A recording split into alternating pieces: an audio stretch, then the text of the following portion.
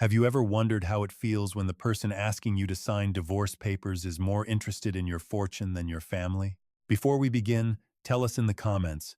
If your spouse demanded everything you owned but refused to keep your own child, what would you do? At exactly 8:15 on a quiet Monday morning, my wife pushed a thick envelope across our breakfast table without saying good morning. Sign it. Sophia Whitmore said coldly. The lawyers have already reviewed everything. I looked down at the divorce papers while my 16-year-old son, Ethan, sat silently beside me holding a spoon that had stopped halfway to his mouth. 22 years of marriage had just been reduced to a stack of legal documents and a signature line. You're asking for the beach house, the downtown penthouse, the vintage car collection, my investment accounts, and nearly every liquid asset I own, I said calmly. Sophia crossed her arms without the slightest hint of guilt. You can read. I nodded slowly before turning another page. You also want controlling interest in several commercial properties. Correct. Her confidence never wavered. Then I reached the final section of the agreement and noticed something that made me look up for the first time. There was no request for custody of Ethan. You don't want your own son? I asked quietly. Sophia didn't even look at him. He's old enough to decide where he wants to live. Besides, I've spent enough years sacrificing my life. Ethan lowered his head, pretending to study the table because he didn't want either of us to see the tears gathering in his eyes. That single moment hurt me more than every financial demand combined. Money can always be earned again. A child's trust is far more fragile. I reached for my coffee, took one slow sip, and carefully closed the folder. Sophia smiled, convinced she had already won. Don't drag this out, Edward, she said. We're both adults. I looked directly into her eyes. Are you absolutely certain these are your final terms? Every word. No changes? None. She leaned forward with complete confidence. You always taught me successful people make decisions quickly. I almost smiled because she had unknowingly reminded me of the lesson that would soon destroy everything she believed she had secured. All right, I replied. I'll sign. Ethan's chair scraped loudly against the floor as he stood. Dad, you can't be serious. His voice cracked with disbelief. She's taking everything. Sophia laughed softly before reaching into her designer handbag and placing an expensive fountain pen beside the papers. See? Even your son understands business better than you do. I ignored the insult, uncapped the pen, and signed every page exactly where she wanted. One signature after another. Property, investments, luxury vehicles, cash reserves. Every stroke of ink seemed to make Sophia happier. By the time I finished, she looked like someone who had already started spending money that technically wasn't hers yet. Then my attorney, Margaret Collins, who had remained silent until now, finally spoke. Edward, are you absolutely sure? I handed the signed papers back to Sophia before answering. Completely. Sophia gathered the documents with trembling excitement, convinced she had just walked away with the greatest financial victory of her life. What she failed to notice was the final document resting quietly at the bottom of the folder. She signed it without reading more than the title. She never asked a single question. She never noticed the one sentence that mattered more than every mansion, every dollar, and every luxury car she had demanded. As she stood up to leave, she smiled triumphantly and said, You'll regret this for the rest of your life. I watched the front door close behind her, before finally looking at Margaret. She stared at me in complete disbelief. Edward, she whispered, please tell me you didn't just give away your entire fortune. I slowly leaned back in my chair, folded my hands, and looked toward the family portrait hanging above the fireplace. No, Margaret, I answered with the calmest smile she had ever seen. I just convinced Sophia to give away something far more valuable than money. The moment Sophia's car disappeared beyond the front gate, Margaret Collins slammed the signed divorce agreement onto my dining table. Edward, have you completely lost your mind? She demanded. Do you realize what you've just done? Ethan stood silently near the staircase, his eyes red from trying not to cry. He looked at me as though the man who had taught him never to surrender had suddenly abandoned every principle he ever believed in. I remained seated, calmly stirring the coffee that had already gone cold. Tell me exactly what you think I just lost, I asked Margaret. She opened the agreement and began listing every asset one by one. The Malibu beach house, the Beverly Hills mansion, the downtown penthouse, the classic Aston Martin collection, 8 investment portfolios, cash reserves exceeding $60 million, majority ownership of 3 commercial developments. Edward, you've handed Sophia almost everything you've built during the last 35 years. Ethan finally spoke. Dad, why didn't you fight her? His voice carried disappointment more than anger. Mom didn't even want me. I looked at my son for several long seconds before answering. That's exactly why I didn't fight. Neither of them understood. Margaret folded her arms. You're going to have to explain that. I slowly stood, walked toward the library, unlocked an old mahogany cabinet, and removed a weathered leather folder covered with a thin layer of dust. The date embossed on the cover read 25 years earlier. Margaret frowned. What is that? I placed the folder on the table with unusual care. The reason I never argued with Sophia. She opened it carefully. Inside were original legal documents, trust agreements, land surveys, and handwritten notes signed decades earlier. Margaret's expression gradually shifted from confusion to disbelief. Edward, she whispered, Is this? I nodded. The original Whitmore family trust. Ethan stepped closer. I've never seen that before. Because nobody was supposed to. I turned another page, revealing detailed maps of every property Sophia believed she had just won. 25 years ago, before Ethan was even born, my father gave me one piece of advice. I smiled faintly as I remembered his words. Buildings can be stolen, money can disappear. But if you control the ground beneath everything, you control the future. Margaret immediately understood where I was going. She leaned over the survey maps. Wait. Her finger traced several property boundaries. The divorce agreement transfers the buildings. Correct. But not the land. Exactly. Ethan looked from one document to another, still trying to understand. I don't get it. I placed one survey directly in front of him. Sophia now owns expensive houses that legally sit on land controlled by the Whitmore family trust. Silence filled the room. Margaret slowly looked up at me. She never asked about the land titles, because she assumed the buildings and land were inseparable. I smiled for the first time that morning. That assumption will become the most expensive mistake of her life. Ethan stared at me with growing disbelief. You planned this 25 years ago? No, I gently rested a hand on his shoulder. I planned for the possibility that one day someone might value our wealth more than our family. Margaret continued reading through the trust documents before suddenly stopping at one particular clause. Her eyes widened. Edward, the sole future beneficiary. She looked directly at Ethan. Is him. Ethan blinked in surprise. Me? Every acre, I confirmed quietly. Every development, every long-term lease. Everything beneath those buildings belongs to the Ethan Whitmore Future Trust the day you turn 25. Ethan could barely speak. Mom has no idea. No, I replied calmly. She believes she just walked away with a fortune. Margaret carefully closed the folder and looked at me with renewed respect. So today wasn't your defeat. I glanced toward the front window where Sophia had proudly driven away less than 10 minutes earlier. No, I answered softly.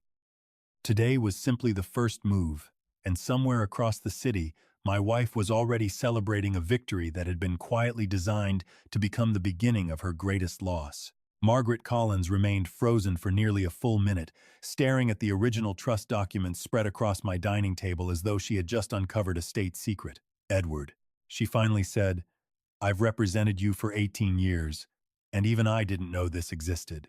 I carefully closed the oldest folder before answering. That was intentional. The fewer people who knew about the Whitmore family trust, the safer Ethan's future would be.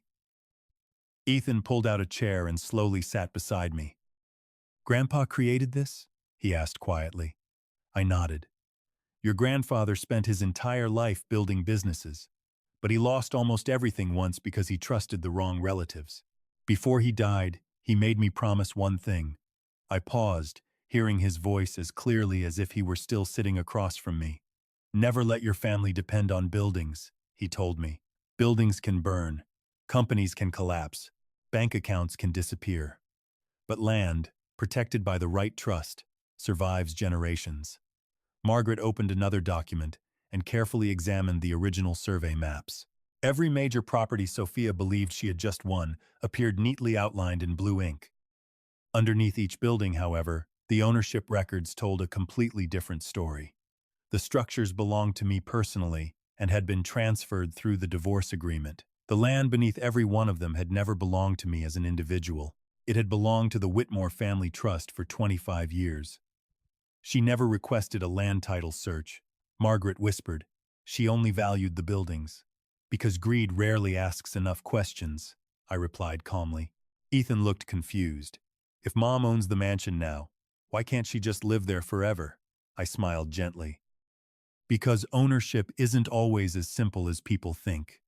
I pointed toward one particular clause highlighted in yellow decades earlier. Every building standing on trust property operates under a renewable ground lease.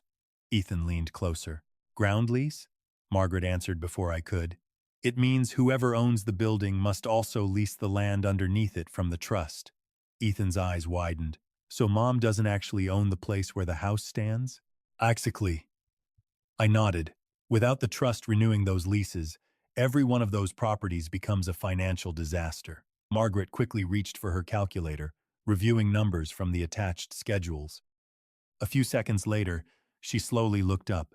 Edward, if the trust decides not to renew, Sophia will either pay enormous annual land lease fees, I finished quietly, or surrender every building sitting on trust property. Ethan stared at me in disbelief. Does Mom know any of this?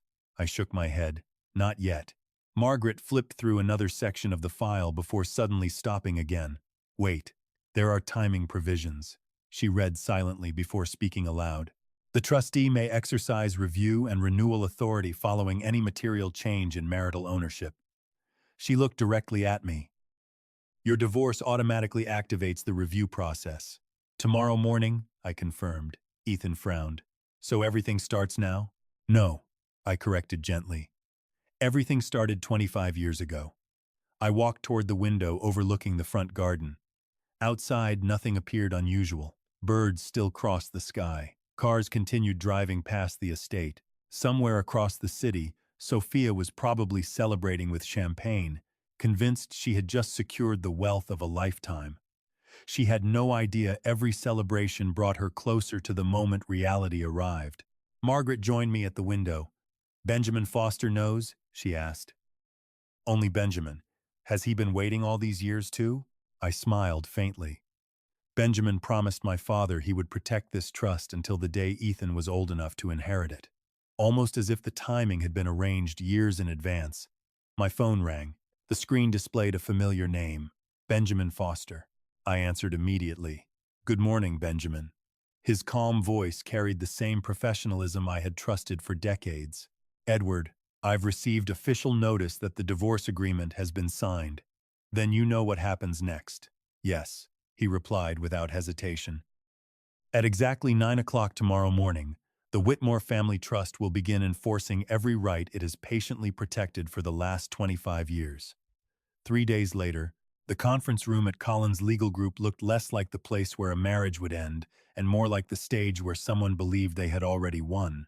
Sophia Whitmore arrived 15 minutes early wearing a tailored white suit, expensive jewelry, and the unmistakable smile of a woman convinced she was about to become one of the wealthiest divorcees in California. Walking beside her was Jonathan Pierce, the aggressive senior partner from Pierce & Lowell LLP, carrying 2 leather briefcases filled with contracts he expected me to sign without resistance. Ethan remained unusually quiet throughout the drive to the meeting. Before we entered the building, he finally looked at me. Dad, if there's still time to fight this, you should. I placed a reassuring hand on his shoulder. Sometimes the strongest move looks exactly like surrender. He wanted to ask more questions, but Margaret Collins opened the conference room door before he could speak. Everyone took their seats around the polished walnut table. Jonathan immediately pushed the final settlement agreement toward me. Mr. Whitmore, after reviewing the revised documents, my client is prepared to complete today's signing. Sophia leaned back comfortably, barely able to hide her excitement. I appreciate you making this easy, Edward. I simply nodded. Margaret quietly watched every expression crossing Sophia's face. She knew something no one else in that room understood. The woman sitting across from us had spent weeks negotiating for buildings, vehicles, investment accounts, and luxury possessions without ever asking the single legal question that actually mattered. Jonathan reviewed every section carefully. The Malibu residence transfers to Mrs. Whitmore. The Beverly Hills estate transfers to Mrs. Whitmore. The downtown penthouse, the automobile collection, designated investment portfolios, and liquid financial assets also transfer upon execution. Sophia smiled wider with every sentence. Finally, she whispered. Jonathan continued, Mr. Whitmore retains personal effects, minority business interests specifically excluded under Schedule C, and custodial responsibility for Ethan Whitmore. Sophia interrupted before anyone else could speak.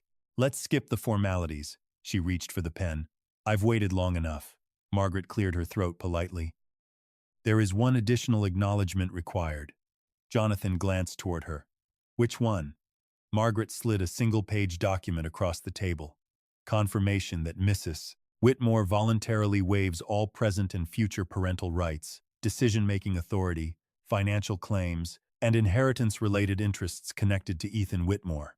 Jonathan scanned the page quickly before handing it to Sophia. Standard language, he said casually. It simply confirms the custody arrangement you've already requested. Sophia barely looked at the document. Fine.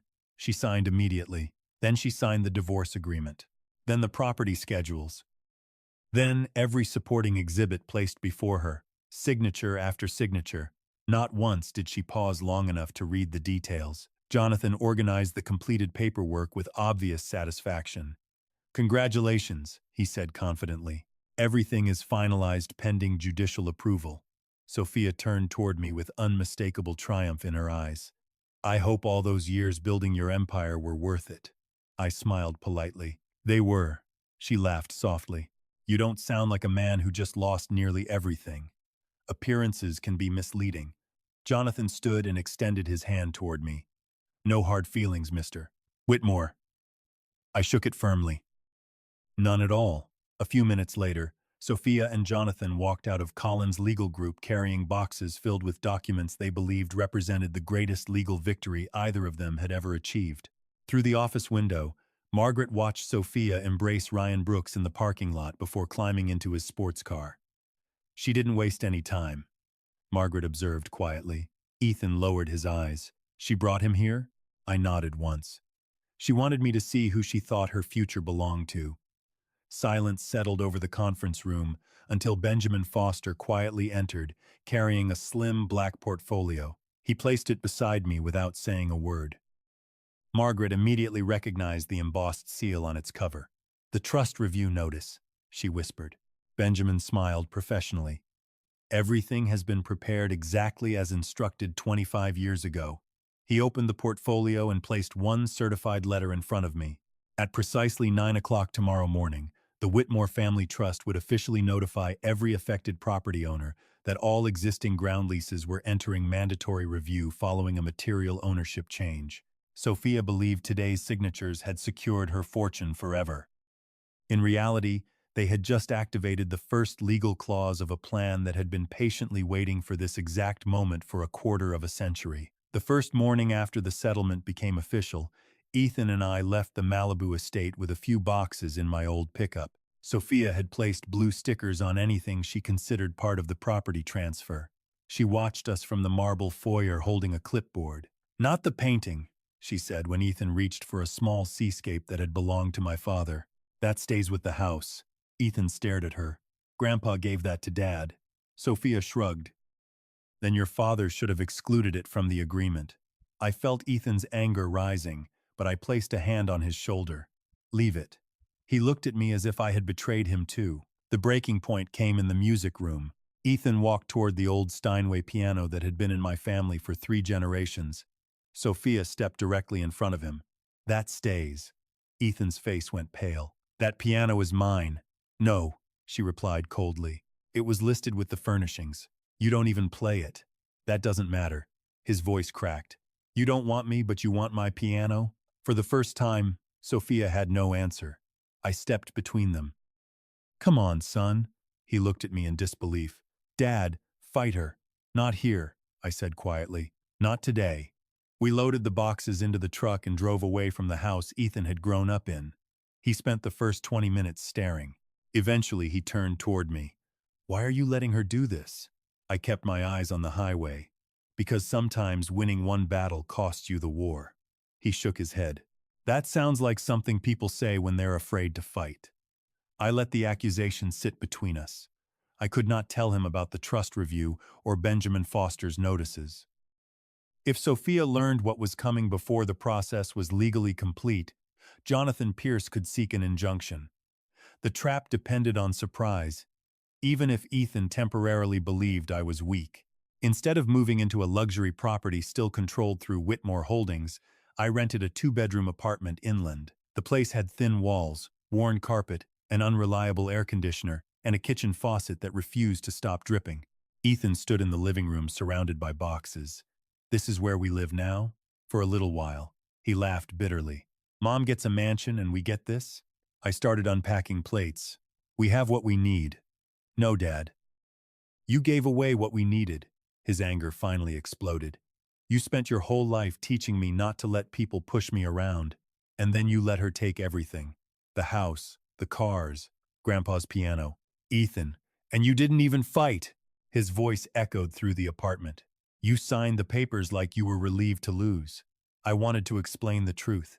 Instead, I forced myself to remain calm. "You are the only thing in that house I refuse to lose." He looked at me, wounded rather than comforted. "That doesn't make this okay." Then he picked up one of his boxes and disappeared into the bedroom, slamming the door hard enough to shake the wall. I told myself his anger was temporary, but it still hurt. I stood alone in the kitchen listening to the faucet drip, drip, drip, drip. For the first time since Sophia demanded the divorce, doubt entered my mind. Maybe Margaret had been right. Maybe I had underestimated how much this plan would hurt Ethan before it protected him. I knelt beneath the sink with an old toolbox and replaced the cracked washer. When I turned the water back on, the dripping stopped. One broken thing repaired. One small victory. I checked my watch. 8:42 p.m. In 12 hours, Benjamin Foster would begin the ground lease review. Sophia was probably celebrating inside the mansion, convinced Ethan and I had been reduced to nothing. I looked toward the closed bedroom door and whispered, "Hold on a little longer, son." Because, by tomorrow morning, the first notice would arrive at Sophia's door, and the woman who thought she owned everything was about to learn exactly how little she actually possessed. At exactly 9 o'clock the following morning, while Ethan was eating a silent breakfast in our tiny apartment and Sophia was sipping imported champagne beside the infinity pool of what she believed was now her Malibu estate, Benjamin Foster signed the first official notice on behalf of the Whitmore Family Trust. It wasn't dramatic. There were no flashing lights or angry phone calls, just a single certified envelope delivered according to the law. Sometimes the quietest documents create the loudest consequences. At 10:17 a.m., Daniel Morris, a court-authorized process server, walked through the front gate of the mansion and handed the envelope to Sophia's housekeeper. Sophia barely looked up from her lounge chair. "Just leave it on the kitchen counter," she called out, convinced it was another congratulatory letter from one of her financial advisors.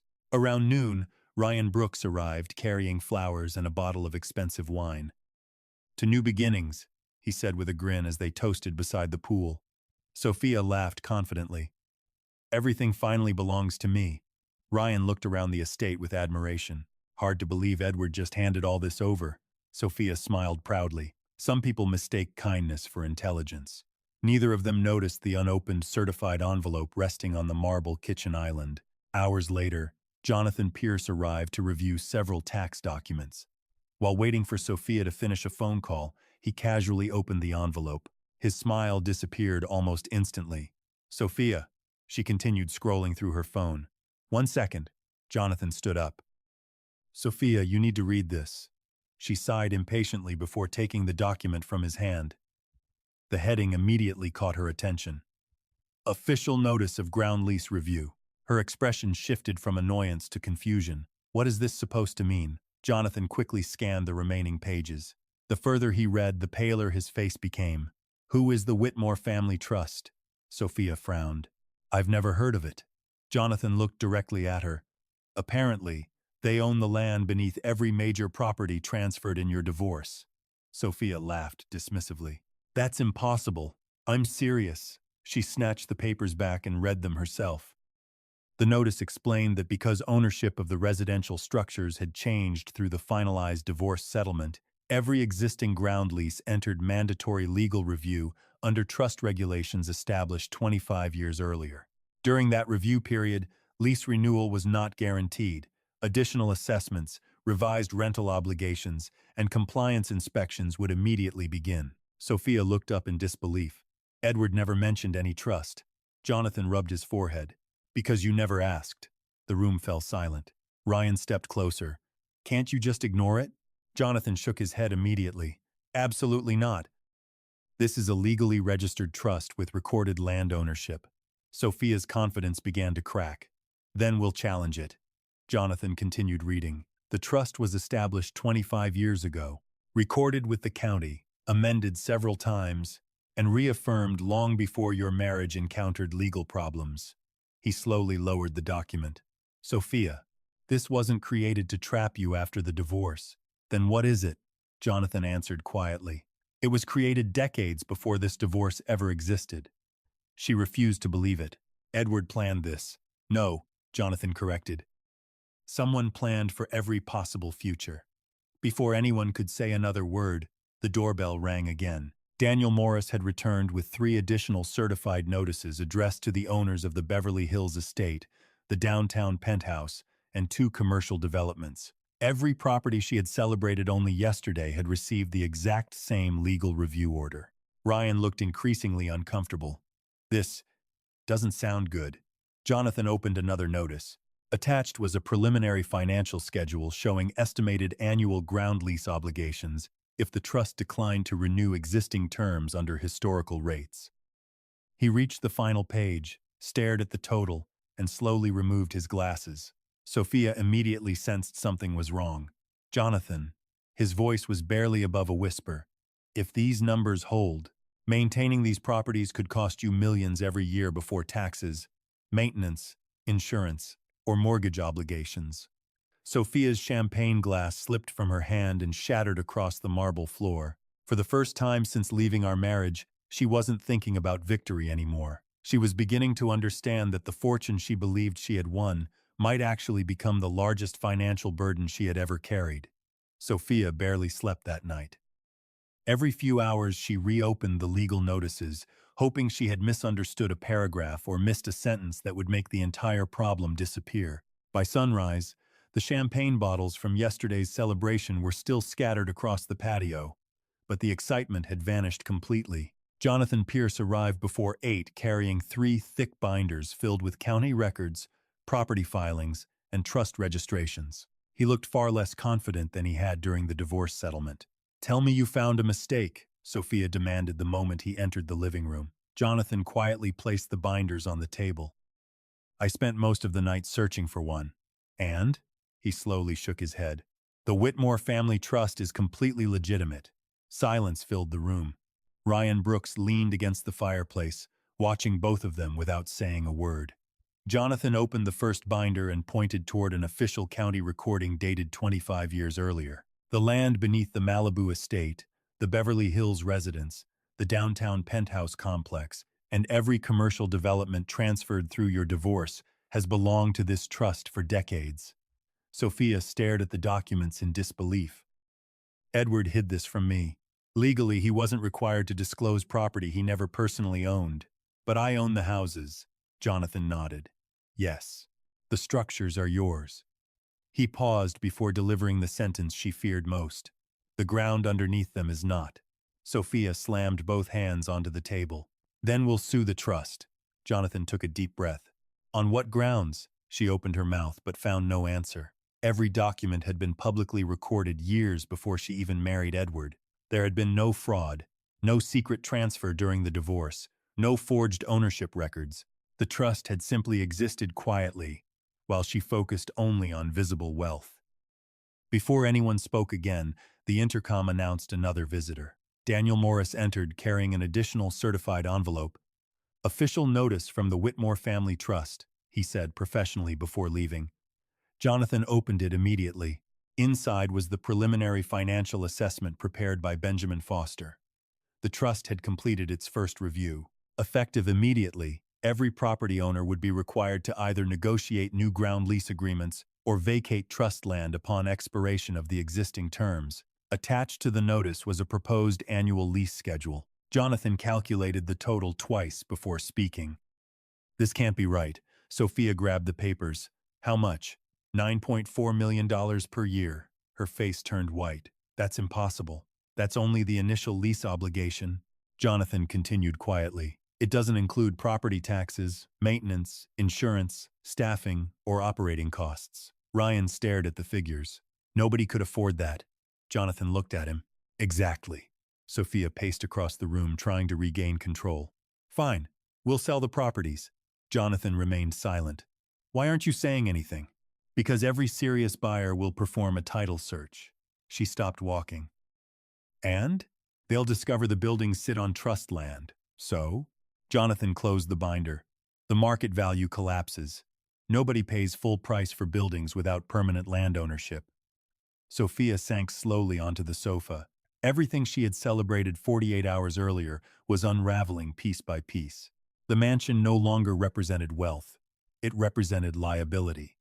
Every luxury property she had demanded had become a financial obligation larger than she could possibly sustain. Across town, Ethan sat beside me in our small apartment eating cereal before school. He still barely spoke after our argument, but I noticed something had changed. Dad, he finally asked, do you think Mom is happy now? I looked out the kitchen window before answering. I think she's beginning to understand the difference between owning something and being responsible for it. He nodded thoughtfully but said nothing more. A few hours later, my phone rang. Benjamin Foster's voice remained calm as always. Edward, Phase 1 is complete. How did she react? Exactly as your father predicted 25 years ago. I smiled faintly. And Phase 2? Benjamin glanced at the schedule in front of him. The trust board has officially approved the formal compliance hearing. When? 5 days from now. I thanked him and ended the call. 5 days remained before Sophia would discover that the lease payments were only the beginning. The documents Benjamin planned to present at the compliance hearing would reveal one final clause hidden inside the original trust agreement. A clause capable of taking every building away without purchasing a single brick. 5 days passed faster than anyone expected. On Monday morning, the Whitmore Family Trust convened its formal compliance hearing inside a private conference center overlooking downtown Los Angeles.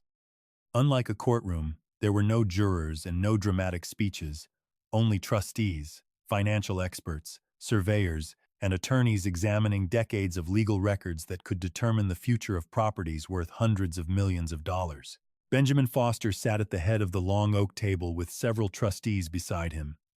Margaret Collins and I arrived together, while Ethan quietly took a seat behind us. Across the room, Sophia entered wearing another elegant designer suit, but this time there was no confidence in her expression. Jonathan Pierce followed closely behind, carrying boxes filled with legal arguments he hoped would convince the trustees to reconsider the lease terms. Benjamin opened the meeting precisely at 9 o'clock. This hearing concerns the review of all ground leases affected by the recent transfer of structural ownership resulting from the Whitmore divorce settlement. Jonathan immediately stood. My client believes the proposed lease obligations are excessive and commercially unreasonable. Benjamin nodded politely. Your objection has been noted. He then invited the trust's chief surveyor to present the official ownership history. Large digital maps appeared on the screen, showing every parcel beneath the Malibu mansion, the Beverly Hills estate, the downtown penthouse, and each commercial development. Every parcel carried the same owner for the past 25 years, Whitmore Family Trust. Jonathan questioned every witness, challenged every survey, and examined every filing. Each answer pointed back to the same conclusion. The trust's ownership had never changed. Every deed, recording, and renewal had been properly registered long before Sophia ever requested a divorce. After nearly 2 hours of testimony, Jonathan finally admitted what he had hoped to avoid. The trust's ownership cannot reasonably be disputed. Sophia stared at him in disbelief. You're giving up? I'm acknowledging the evidence. She clenched her fists beneath the table. Then negotiate. Benjamin calmly opened another folder. That brings us to Clause 17 of the original trust agreement. Margaret glanced toward me without saying a word. She knew exactly what was coming. Benjamin continued reading. In the event of a material ownership transfer involving any structure located upon trust land, the Board of Trustees may evaluate whether continued private ownership serves the long-term interests of the trust's designated beneficiary. Jonathan frowned. Go on. Benjamin turned the page. If the board unanimously determines that continued ownership creates financial instability, reputational risk, or substantial deterioration of trust assets, the trust may decline lease renewal and require removal or surrender of all improvements located upon trust property. Silence filled the room. Sophia blinked twice before speaking. Removal? Benjamin nodded. The buildings. Jonathan slowly lowered his pen. You're saying, if no lease exists, Benjamin explained calmly, the owner of the structures must either remove them at personal expense or surrender ownership under applicable property law. Sophia laughed nervously. You can't move a mansion. Precisely, Benjamin replied. Which is why ground lease agreements exist. One trustee activated another presentation showing engineering estimates. Relocating the Malibu residence alone would cost more than the structure itself was worth. The Beverly Hills estate could not legally be relocated at all because of foundation restrictions. Jonathan quietly closed his notebook. He understood before Sophia did. She no longer possessed valuable real estate. She possessed buildings that legally depended on land she did not own. Benjamin looked around the table. The board has completed its financial review. One by one, every trustee cast a vote. Unanimous. Benjamin signed the final resolution before sliding a certified copy toward Jonathan. The Whitmore Family Trust declines to renew all existing ground leases under their previous terms. Sophia shot to her feet. This is impossible. Benjamin remained composed. You may negotiate new commercial lease agreements within 30 days. Jonathan quickly read the attached proposal. His shoulders dropped. Sophia. She grabbed the papers from his hands. Her eyes raced across the page until she reached the final paragraph. The trust would consider preserving occupancy only if she accepted long-term commercial lease payments, repaid outstanding assessments, and acknowledged the trust's unrestricted future enforcement rights. Failure to agree within 30 days would trigger mandatory surrender proceedings. She slowly lowered the document, finally realizing the divorce had never made her wealthy. It had simply transferred every financial risk into her own hands while leaving the true power exactly where Edward Whitmore had quietly placed it decades before. The 30-day deadline did not save Sophia. It only gave her time to understand how the settlement had boxed her in. Jonathan Pierce spent the first week calling lenders, investors, and property brokers, but every conversation ended the same way. No serious buyer wanted a mansion sitting on land controlled by a hostile trust, and no lender wanted to finance property facing surrender proceedings. By the second week, Sophia had burned through hundreds of thousands of dollars in legal fees, consultants, and appraisals. Ryan Brooks stopped visiting as often. His messages became shorter. His excuses became longer. One evening, Sophia confronted him in the Malibu living room. You said you wanted a future with me. Ryan glanced toward the legal notices on the coffee table. I do, but this is complicated. She laughed bitterly. Complicated means expensive, doesn't it? He said nothing. That silence told her everything. 2 days later, Ryan moved out of the guest suite and left only a text saying he needed space. Sophia called him repeatedly. He never answered. Meanwhile, Jonathan filed a petition in Superior Court asking Judge Eleanor Hayes to block the trust from enforcing the surrender clause. Sophia arrived insisting Edward Whitmore had engineered an illegal scheme to strip her of assets she had lawfully received. I entered with Margaret Collins and Ethan beside me. My son was nervous, but he stood taller than he had a month earlier. Judge Hayes reviewed the settlement first. Mr. Pierce, your client demanded these structures specifically? Jonathan nodded. Yes, Your Honor. And she voluntarily signed the transfer documents? Yes. Did your office conduct a title search on the underlying land before advising her? Jonathan paused. We reviewed the ownership documents provided during settlement. The judge looked over her glasses. That was not my question. The courtroom went silent. Finally, Jonathan answered, No, Your Honor. Margaret then presented the trust records, county filings, lease agreements, and 25 years of renewal history. Every document existed long before my marriage to Sophia began. Judge Hayes examined the records before speaking. I see no evidence this trust was created to defeat marital property rights. I see a pre-existing ownership structure your client failed to investigate. Sophia stood suddenly. He tricked me. The judge's expression hardened. Mrs. Whitmore, sit down. Sophia obeyed, shaking with anger. Judge Hayes continued. Mr. Whitmore transferred exactly what he owned personally, the structures. He did not transfer land owned by an independent trust because he had no individual authority to do so. Jonathan attempted one final argument, claiming the separation of land and improvements was commercially unreasonable. The judge rejected it. Unusual is not illegal. Then she denied Sophia's petition in full. The trust's enforcement rights remained intact. The moment the ruling was entered, Margaret placed one statement beside Jonathan's briefcase. It showed unpaid assessments, projected lease obligations, legal costs, and penalties already approaching $1 million. Sophia stared at the total. I can't pay this, she whispered. Margaret answered calmly, then surrender the properties. Sophia looked at me across the aisle, but I felt no satisfaction, only finality. She had wanted everything visible enough to envy and had thrown away the one person who should have mattered most, Ethan. Outside the courtroom, reporters crowded the steps. Sophia pushed past them alone. Jonathan stayed behind.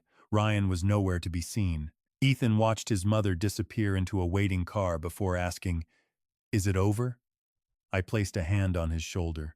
Almost, because the trust had won the legal fight, but Benjamin Foster still had one final document to deliver, and this one would determine who truly controlled the future of every property Sophia had fought so hard to possess.